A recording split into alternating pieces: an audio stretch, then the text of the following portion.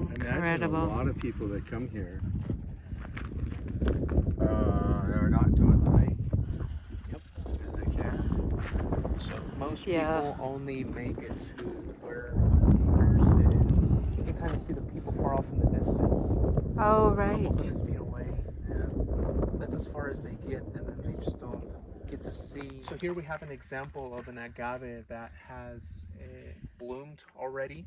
You see the stalk growing and growing. It's supposed to get a couple more feet taller.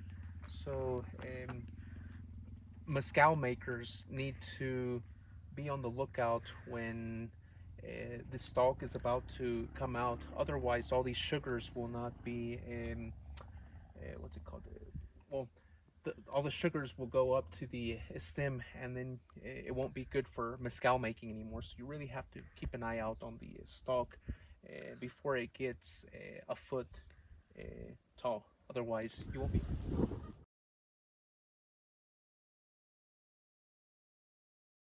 Hierve Agua became popular around 2002, and the government intervened, and they were the ones charging a fee.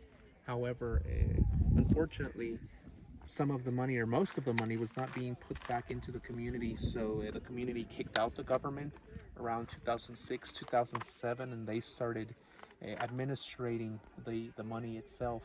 So nowadays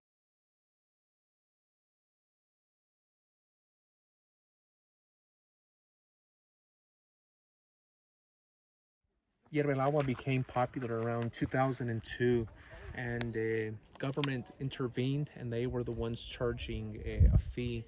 However, unfortunately, some of the money or most of the money was not being put back into the community, so the community kicked out the government around 2006 2007, and they started administrating the money itself. So nowadays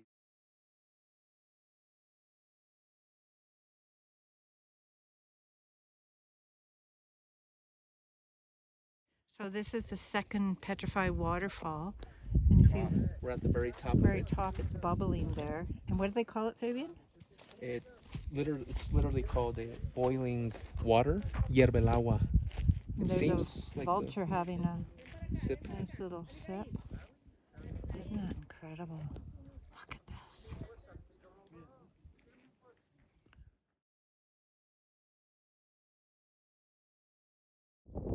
So this was a boiling point at one time, and now it's dried up.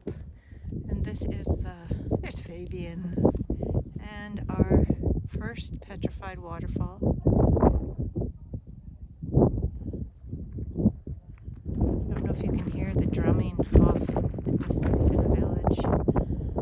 But this is absolutely spectacular.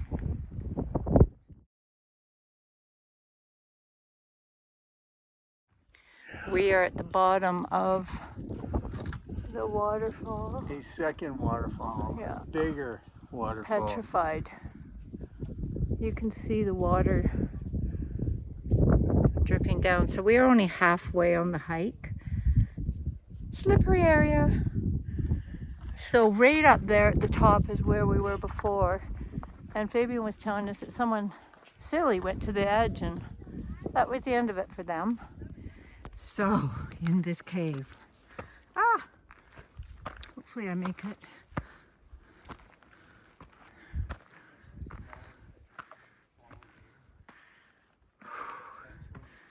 Why do I have to see these things? But I do. Just for you.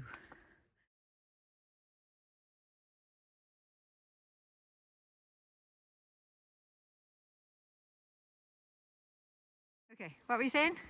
Here's an example of an espadín that is ready to harvest. How do we know the color starts to change to a lighter tone and a bunch of leaves start opening up?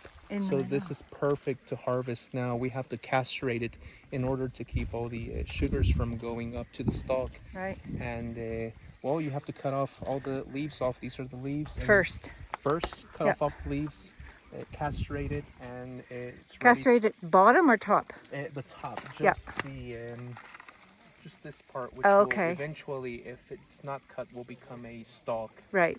Yes, so in order to take advantage of all the sugars and the agave itself, we'll have to castrate it. And then all the leaves come off, and then how do they get that out of the ground? Oh, they take a axe, and the roots are just very superficial. They're not all the way, deep down. So it's fairly easy to chop down.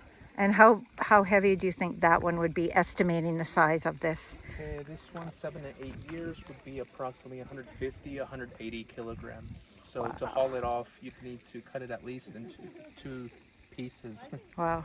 Yes. Thanks. This is where the water's coming out of the earth to fill these pools, and it's refreshingly cold. Then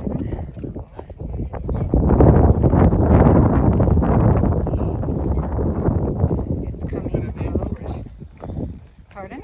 You just carved a heart Where? right here.